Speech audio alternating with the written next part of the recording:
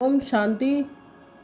परखने की पावर कैसे आएगी, उसके लिए मुख्य साधन कौन सा है? परखने की शक्ति को तीव्र बनाने के लिए कौन सा साधन है? परखने का तरीका कौन सा होना चाहिए? तुम्हारे सामने कोई भी आए, उनको परख सकते हो। हर एक ने अपना अपना विचार बताया। सभी का रहस्य तो एक ही है, अव्यक्त स्थिति या याद व आत्मिक स्थिति। बात तो वही है, लेकिन आत्मिक स्थिति के साथ साथ यथार्थ रूप से वही परख सकता है जिनकी बुद्धि में ज़्यादा संकल्प नहीं चलते होंगे। उनकी बुद्धि एक के ही याद में, एक के ही कार्य और एक रस स्थिति में होगी। वह दूसरे को जल्दी परख सकेंगे। जिनकी बुद्धि में ज़्यादा संकल्प उत्पन्न होंगे तो उनकी बुद्धि दूसरों को परखने के लिए भी अपने व्यर्थ संकल्प की मिक्सचरिटी होगी। इसलिए जो जैसा है वैसा परख नहीं सकेंगे। तो मूल रहस्य निकला बुद्धि की सफाई। जितना बुद्धि की सफाई होगी उतना ही योगयुक्त अवस्था में रह सकेंगे। ये व्यर्थ संकल्प और विकल्प जो चलते हैं वह अव्यक्त स्थिति होने से विघ्न है, बार बार इस शरीर के आकर्षण में आ जाते हैं। उसका मूल कारण है कि बुद्धि की सफाई नहीं है। बुद्धि की सफाई अर्थात बुद्धि को जो महामंत्र मिला हुआ है उसमें बुद्धि मगन रहे।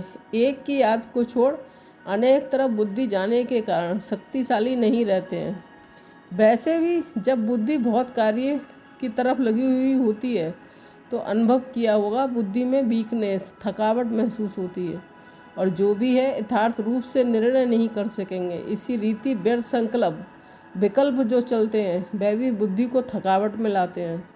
थकी हुई कोई भी आत्मा न परख सकेगी न निर्णय कर सकेगी। कितना भी होशियार होगा तो थकावट में उनके परखने निर्णय करने में फर्क पड़ जाता है। सारे दिन इन संकल्पों से बुद्धि थकी हुई होने के कारण निर्णय करने की शक्ति में कमी आ सकती है, इसलिए विजयी नहीं बन सकते। हार खाने के कारण यह है बुद्धि की सफाई नहीं है। जैसे उन्हों की हाथ की सफाई होती है ना, आप फिर बुद्धि की सफाई से क्या कर सकते हो? वह हाथ की सफाई से झट से बदल देते हैं, देरी नहीं लगती। इसीलिए कहते हैं जादूगर। आप में भी बदलने का जादू आ जाएगा। अभी बदलने सीखे हो, लेकिन जादू के समान नहीं बदल सकते हो, अर्थात जल्दी नहीं बदल सकते हो।